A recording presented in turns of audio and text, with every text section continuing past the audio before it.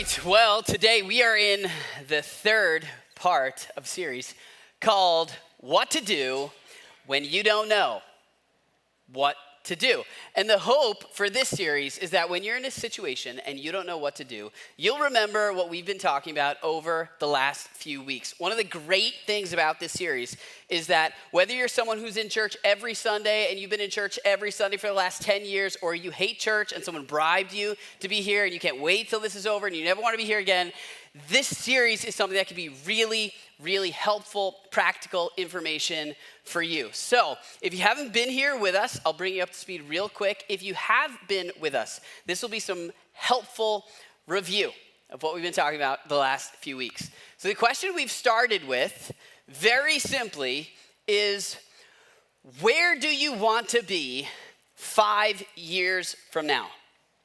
Meaning, what do you want your life to look like 5 years from now? What do you want to be true of you 5 years from now that's not true of you right now? What do you want to be different about your life 5 years from now? Hopefully, if you've been with us the past few weeks, you've been spending some time thinking about that. Like, where do you want to be 5 years from now?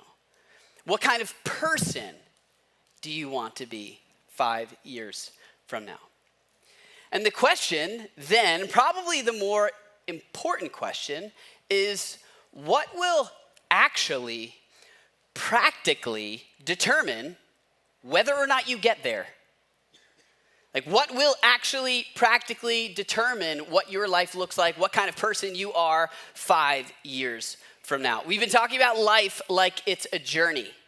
And if where we want to be 5 years from now is, if life is a journey, then that's the destination, right? And you know this, but what determines whether or not you arrive at your desired destination? It's not your desire. It's not your intention. It's not how much you pray about it or how much you hope for it. It's your direction that actually determines your destination. If you want to spend the weekend in Montauk and you go west, you're not going to get there, right? It doesn't matter how bad you want to be there, how much you hope for it, how hard you try. If you're not going the right direction, you won't ultimately end up there. And so from there, the question is, well, what determines our direction? What determines our direction in life? Well, just like a journey, it's our step-by-step, moment by moment, day by day decisions. Decisions. Your decisions determine your direction, which ultimately determines your destination. This is how it works in life. We've been talking about people that have accomplished a lot of big things, people like Michael Phelps and Aaron Judge, right, professional athletes. If that's where they wanted to arrive in life, if you were to rewind the tape of their life, what you'd see before they got to where they wanted to be, what you'd see is someone who's headed in that direction. And you know they were headed in that direction because of the decisions they were making. This is true of you right now already. You are where you are largely because of the direction that you were headed to get to where you are. And that direction was determined by your decisions. Now, it's probably worth saying there are things that are out of our control. But to the extent that things are in our control, it's our decisions, our everyday, moment by moment decisions that ultimately determine what our lives look like, what kind of people we become 5 years from now. So then the question is, how do we make good decisions? I could tell you to make good decisions. You can agree, yes, good decisions are a good thing. It's not always so obvious, right? As a kid, sometimes it's a little more simple. The good decision, the right decision is a little clearer. My son, just this past week, last Sunday night, right? So right after church, went home. We were going to have chicken for dinner. And so I was going to grill the chicken. I was outside. I turned the barbecue on. And I asked my son, Logan, he's 9 years old. I asked him, I was like, hey, can you run inside and grab the chicken? And Allie was outside. And she's like, oh, I don't know if that's a good decision. I was like, no, he's got it. And I gave him a little pep talk. I was like, Logan, use 2 hands. If you can't do it, if you need help, ask for help. But listen, don't gamble. Don't gamble because this is dinner, right? Like, you got to make sure it gets out here to the barbecue. So I was like, go ahead, go get the plate of chicken. And so about 17 and a half seconds later, I hear a huge crash. Yeah. He dropped it, and right away I go running up to him. I'm like, what are you thinking? Allie's like, now's not the time to correct him. And I was like, no, now is the time to correct him. I look down, he's bleeding. He had to get stitches. Yeah, that's why she said don't correct him. So now I seem a lot less friendly. But we sliced open his ankle. We had to go get stitches. And I'm like, look, man, what are you doing? Like, I told you not to gamble. That is a gamble. He's like, no, I was trying to open the door with my head. I was like, that's not a good decision. So anyway, sometimes when you're younger, the good decision is a little bit more obvious. When you're older, sometimes it's a little more complex, right? Like, do we move or do we not move? Do we stay together or do we break up? Do I go to school here or do I go to school there? Do I go back to school or do I stay home? Right? In life, sometimes it's not so clear which decision is the good decision. Well, what we've been talking about is this filter that you and I have, this process that we have for making decisions. When we're presented with an opportunity, when we have to choose one way or another, all of us have a set of questions that we ask. And we may not verbalize or articulate these questions, but we all have questions that we run our opportunities through. Questions like, is this gonna make me happy? Is it gonna be fun? How much is it gonna cost? Is it gonna be easy or hard? Is it gonna be worth it? Does it align with my values? Who's it gonna affect, right? We have all these questions that we ask, and even if you're not saying them, they're running in the subconscious of your mind. But over the last few weeks, and for the rest of this series, the hope is to give you better questions for better decisions. Questions you can ask yourself intentionally when you're faced with an opportunity, when you've got to choose to go one way or another. Now, these aren't questions that I made up myself, but they're questions that I heard of several years ago. And since I heard them, they have become part of my everyday life. I wrote them on the wall of my office. I've got a card that I try to keep with me. When I have to make a decision, I ask myself these questions because they are great questions that tend to lead to great decisions. The first question we asked on week 1, I'm not really gonna go into all the details here, but the first question is, am I being honest with myself really? We talked about the importance of accepting the invitation for self-examination. We looked at the story of Cain and Abel, these two brothers, and God steps into the story and asks him like, hey, what's really going on within you? What's the real reason for the way that you feel? And so it's worth stopping and asking. This is a hard question to ask. It's hard to be honest with yourself. The easiest person to deceive is yourself. But to look in the mirror and say, why do I want this? Really? Why do I feel this way? Really? Why are we not talking anymore? Really? Who's at fault here? Really? And establishing a foundation of honesty, at least with yourself. It's a hard question, but it's probably the question that provides the most immediate clarity. Am I being honest with myself really? Then last week we talked about question 2. I think this story is the most fun question to ask. The question is, what story do I want to tell? And the idea here is that whatever you're going through, whatever circumstance you're in, with whatever situation you're in, however huge, like however large, big it may feel right now, at some point it's just gonna be part of your story. The emotions aren't gonna be so real. It's not gonna be so hot. It's not gonna feel so heavy. At some point, it's just gonna be a story you tell. And so what's the story you wanna tell when this is just a story you tell? How do you wanna say you showed up? How do you wanna say you walked through it? How do you wanna say you responded? When your financial struggle is just a story you tell, what's the story you wanna tell? When this big fight is just a story you tell, what's the story you wanna tell? When this thing you didn't see coming is just a story you tell, when this unforeseen obstacle is just a story you tell, what's the story you want to tell? It can not only protect us from making poor choices, but it can help us make great choices. This week, the third question, the time we have left, we're gonna look at a third question.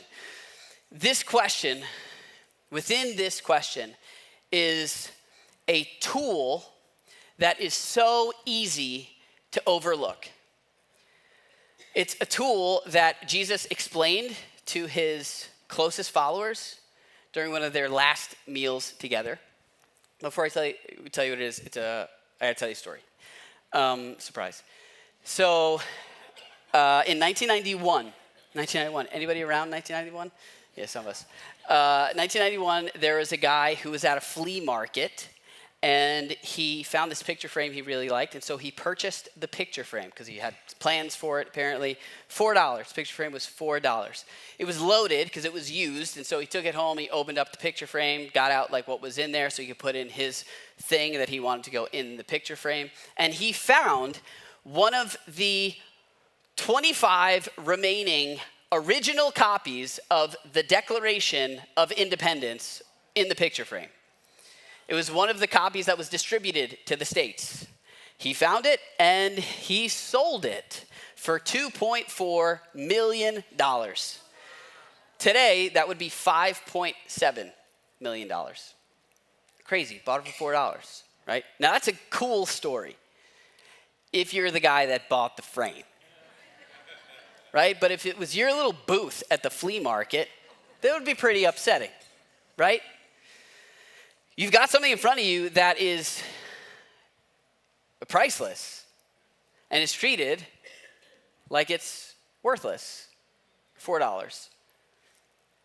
It's dramatically undervalued. And the aspect of decision making that we're looking at today is something that if what Jesus says is true, it is something that is dramatically and has been dramatically undervalued. And so I mentioned before, Jesus introduced this to his followers during the last night that they were together. It's called the Last Supper. This is the last time he ate dinner with them. And he's telling them that he's going to leave. And it's emotional. They're upset. It's this famous meal. A lot of famous stuff happened at this meal. He washed their feet. He told them they need to love one another. Said all this stuff, right? But he's telling them they're going to leave, and they're heartbroken because they love being with him. He's an amazing guy. Their lives have been turned upside down because of the time that they've spent with him. And here's what he says. You ready? He says to them, this is in John chapter 16, he says, "But very truly I tell you, it is for your good that I'm going away." Now, I wasn't there, but I don't think anyone actually believed that. They were with Jesus. He had turned their lives upside down. They saw him do amazing things. He changed the way they saw God. He changed the way they understood themselves. He turned water into wine, walked on water, fed 5,000. And he's like, no, but it's for your good that I'm going away. So what's so good about this? Like, how could it actually be more valuable for them, for him not to be there? Well, he says, unless I go away, the advocate will not come to you. But if I go, I'll send him to you. So he's saying, I'm going away, but someone else is coming in return, an advocate. Now, if I'm there, I don't care who's coming, right? Like, was anybody around when Michael Jordan retired for the first time? Right, after he won 3 championships? I was only 3 years old, so I don't remember it. But I've seen it on The Last Dance, that documentary on Netflix. Nobody's happy that he leaves. And imagine if he were to say, oh, don't worry, there's someone else that's coming. It would be like, no, we've already seen the best. We don't want anybody else. But he says there's an advocate coming. Now, Jesus explained that this advocate was his Spirit. It's the one we call the Holy Spirit. Holy means different, in a category all on its own. Like, there is a spirit, God's Spirit, that is so good, it's in a category all on its own. And Jesus describes this Spirit as an advocate, your advocate, somebody who's for you, someone who's for your good. The word literally means the one who's called alongside. He's saying someone is coming that will be with you, that has been called alongside you for your good, always. And so because of that, it's for your good that I go, because you'll have this advocate. And so again, right, they're hearing this for the first time. My question would be, well, what is this Spirit, what is this advocate gonna do that's gonna make him so advantageous, that's gonna make it more, like, that will make him more valuable to us than you being here in person? Here's what he's gonna do. He says, well, when he comes, he will prove the world to be in the wrong. So it's starting out real strong. Now, before we go on, this phrase here, this is an interpretive translation, meaning in the original language, there's one word here, and the translators are trying to clarify what they think Jesus means here. But for the sake of simplicity and clarity, there's one word here, and it's the word to bring to light, or to reveal, or to expose. The idea is that this advocate is going to make something very clear. When he comes, Jesus says he will bring to light three things. Ready? Sin, righteousness, and judgment. That's it. That's what makes this advocate so valuable. Wouldn't you rather have that than Jesus himself? The idea here, yeah, thank you. Someone said no. Sin, we have a spiritual allergy to this word sin because a lot of us picture a God who just wants to make all the rules, who just wants to tell you what to do and what not to do, who wants to make sure no one colors outside the lines. And sin is the word used when you color outside the lines. But Jesus used this word and his followers use this word to talk about what's toxic, what erodes the things in our lives that are good, the things that cause pain, things that ruin relationship, that kill potential, kill relationships. He will bring to light what is toxic. Righteousness, this is a fancy religious word, but it has the idea of what's life-giving, what is good. The things, though we don't use this word, the things in life that we truly value, that we really want, that we genuinely are pursuing, they would fall under this category. And judgment in its simplest form is the idea of being able to tell between the two. What he's saying is there's an advocate, there's someone who's called alongside you who is going to make clear what's toxic, what's life-giving, and how to tell the difference between the two. And that's why he's so valuable. And so what does this look like? Right? I'm a real practical guy. I'll give you a visual. I need to know, what is this actually like in my life? All right? So I got a little prop here. This is called a one wheel. I was going to ride it around the room, but I figured that would be a poor decision. All right. So Allie and I, we have one car, and so when she's got the car, this is how I get to where I want to go. It's a one wheel. It's called a one wheel because it has one wheel. Very good. We're on it this morning. All right. Some of you have seen me out on the road on Montauk Highway. Yes, you've seen me. Some of you beep and shout, and let me tell you, that is terrifying on Montauk Highway. My whole life just flashes before my eyes. But here's how it works, right? So you're riding it, and you lean your weight forward, and it goes forward. You ride like a skateboard or a snowboard, you lean it forward. Now, there's a motor inside the wheel, and it moves it forward, but if you think about it, it also stops you from tipping all the way forward. So it's got to keep you from hitting the ground, and it's also got to move the thing forward. Now, like any motor, it has limits. And when you're pushing this as hard as it can go, when it's at its max speed, and it gets to the point where it can no longer keep you moving forward and also stop you from flipping forward, it gives you a little warning. The warning is called pushback.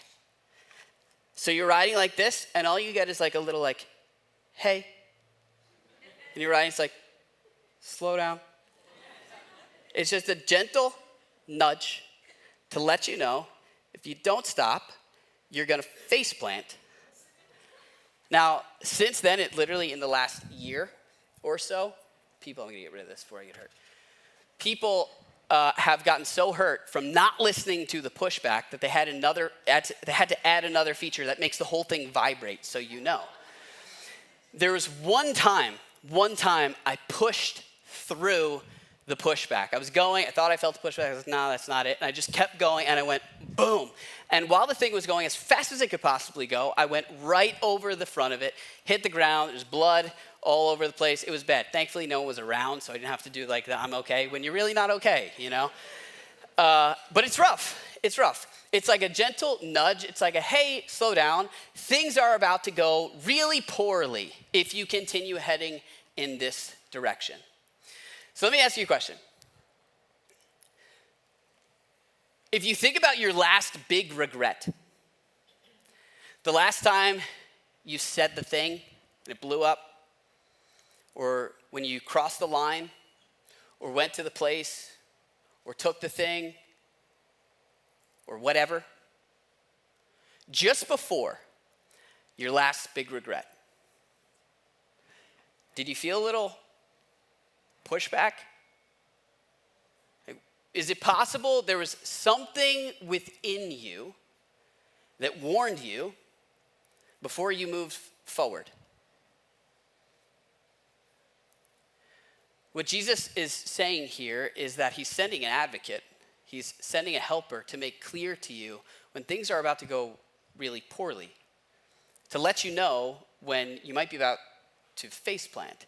C.S. Lewis, he calls it a stronger, larger, quieter voice. It's something that lets you know that danger is on the way. You might be about to cause a lot of pain for yourself and maybe for other people. Now, for me, again, I hear this and I'm like, okay, well, what about your conscience? Right? Like, what's the difference between, is this like God's spirit? Is this the conscience? Like, what is this that's trying to warn me? To be honest with you, it's not always clear.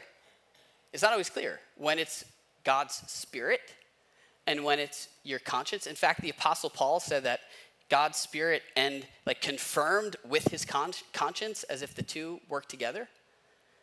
But the question that we're talking about today, the third question in our list of questions is very simply, is there a tension that deserves my attention? Is there an internal tension that I need to look into a little bit? Is there a sense of pushback? Is there a nudge? Is there something that doesn't quite sit right? Is something bothering me and maybe I can't quite put my finger on it? Is there something within me that might be telling me to press pause instead of play? Is there a tension that deserves my attention? And again, you can say it's God's spirit. Maybe you don't believe any of this, and maybe you say it's your conscience. Whatever. My point is, if there's something within you that's telling you to slow down, what's the harm in slowing down? Like, if it bothers you, let it bother you until you figure out why it's bothering you. If you can't stop thinking about it, don't stop thinking about it until you figure out why you can't stop thinking about it. It may be God trying to warn you that something's about to go terribly wrong. It's easy to look the other way. Just forget about it. Here's where I think this kind of like goes to the next level, right? He says this, at the same meal, just a few lines later, Jesus says this about his spirit. He says, when he, the spirit of truth comes, talking about the advocate, he says when he comes, he will guide you into all the truth. He will not speak on his own. He'll speak only what he hears from me, Jesus is saying. And he will tell you what is yet to come. Now watch this. He repeats himself. He says, he will glorify me. This is Jesus speaking. He's saying, he'll show people what I'm like, how good I am, because it is from me that he will receive what he will make known to you. So stop here for a second. Just think about this. And if you're someone who follows Jesus, if you believe this, if you believe he meant what he said, he's telling you the truth, how would it change the way you respond to that gentle nudge if you believed that it came from the man himself? It wasn't something within you, but it was him This is what he's saying to his followers. He's saying, you're gonna feel this quiet voice. You're gonna feel this gentle nudge. And he's like, when you feel that, don't write it off as some random feeling. He's like, look at it like it's from me. Know that came from me. Like, remember when I was standing next to you telling you, we're not gonna go this way, we're gonna go that way. He's like, look at it like that. Let it carry that much weight. How would it change the way you respond to that internal tension? If it was at least possible that it was coming from him. Is there a tension that deserves your attention? It's stronger, it's larger, but it's quieter, and it's easy to resist. When I was in middle school, ninth grade, I walked into class one morning, walked in school one morning. I was going to my locker. It was 7:45 in the morning, and I walked past this student. We weren't great friends, but we knew each other. And I hear him, he's arguing with another student, and I just stuck my nose into the conversation and stirred the pot. My mom would say it's because I'm a scutch. And so I just jumped in, and I looked at him, I'm like, you don't know what you're talking about, you're totally wrong. And he looks at me, he must have been having a bad day. He looks at me, he goes, if you don't shut your mouth, I'm gonna punch you in the face. And internally, there's this little tension, okay, just go to class. Just move, it's 7:45, we don't need this right now. But I decided to call his bluff. And so I was like, that escalated quickly, and I just leaned in. And I was like, you're gonna punch me in the face because of what I just said? I said, go ahead, punch me in the face. And he lit me up. And then I went to class. It's so easy to resist that internal, the knowledge that something's not going in the right direction. It's so easy.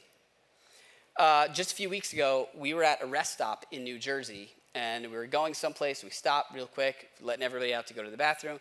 And one of my children, I won't tell you which one, but one of them was going into the bathroom. And I said to this child, hey, when you're done, we got to meet right back here. We got to meet right back here. And I'm trying to get their attention. And this child just keeps walking. He's like, yep, no eye contact, nothing. Just, yeah, fine, whatever, I got to go. And I stopped him, and I was like, wait. Because I know how horribly things could go at a rest stop in New Jersey. No offense, New Jersey. But I know the potential danger of the situation. And they don't. And yet, that is often, I don't know about your situation, but that's often my posture. There is a voice that's slow down, and I'm like, okay, I got it. I thought through this, I'm fine, it's all good, and we could just keep moving forward right into the next faceplant. It's easy to ignore. It's stronger, it's larger, but it's more gentle. It's quieter. And so, how would you respond differently to your next nudge if you felt like it came from Jesus himself? Sometimes this is internal. It's an internal nudge. Sometimes the source is it just doesn't feel right. It bothers you. But other times it's external. And Jesus taught very clearly that he would speak through other people in our lives. Maybe there's someone else in your life that has challenged something that you're doing. Have you thought about that? Maybe this isn't the right way to go. Maybe this isn't leading to where you want it to lead.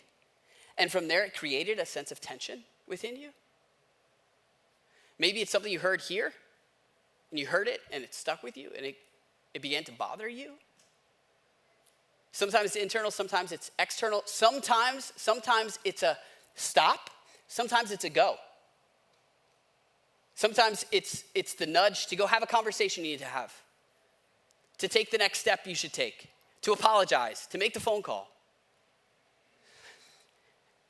And the other thing we can't overlook is that Jesus said it would save you from what's damaging. He also said it would lead you to what's good. Meaning sometimes it's stopping you from running into something that's toxic. Other times it's leading you into something that is life-giving, that's good for you. Maybe you need to take a step toward growth, and you feel like you should, but you haven't. Maybe you need to tell someone how much you appreciate them, and it's just a feeling like I should have that conversation. I should say that, and it's not convenient. It's not on the way to where I'm going, but there's just part of me that feels like I should do it. What if that came from the man himself, leading you to what's good for you and for them. Attention that deserves your attention.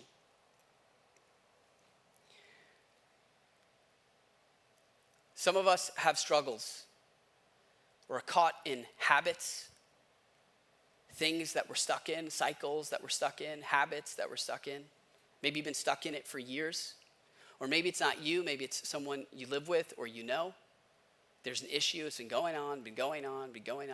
And if you were to rewind the tape, most often, this big thing, this big mess, it started because someone pushed through the pushback. Because there was a tension that was ignored. What started as a one-time thing turned into a habit, something that's continued. There was pushback, but they pushed through the pushback. This is why it's a gift. This is why it's to our advantage, because he knows where these things lead. It's not just to stop us from doing what's wrong. It's to protect us from engaging in what's toxic. And so, I want to leave you, because we're out of time, I want to leave you with some questions. Questions like the ones we've asked the past 2 weeks. And maybe none of these are true of you, but maybe one or two of them are. And they're worth giving some thought to. Is there a conversation that you've been avoiding, but you know it needs to happen? Is there something that you've been justifying? Is there someone you're dating that you know maybe you shouldn't be dating? Is there a purchase that you're about to make that you don't feel quite right about? Is there a habit that started small but is starting to take over? Are you doing something because of someone else's expectations, but for you it's a compromise? Are you pretending that everything's fine, but you know deep down it's not? Are you agreeing to something you're uncomfortable with or about to? Is there something in your schedule that shouldn't be? Is there something you're ignoring? Are you about to cross a boundary you said you'd never cross? Is there a small voice inside you telling you to press pause instead of play? Are you making a decision in secret because you already know what people you trust would say? Has the same issue or situation come to mind at this point in the service every week for the past 3 weeks? Is there a step that you need to take in the direction of your spiritual growth that you're hesitant to take? If any of these questions stirred something within you, this may be the tension that deserves your attention. And it's possible that you give it your attention. You give it some thought, you talk to some people you trust, and you still decide to move forward with what you were going to do. That's totally possible. But it's also possible that you may be running full speed into your next big regret. And that internal tension may be coming from an advocate, from Jesus himself, because he knows what hangs in the balance.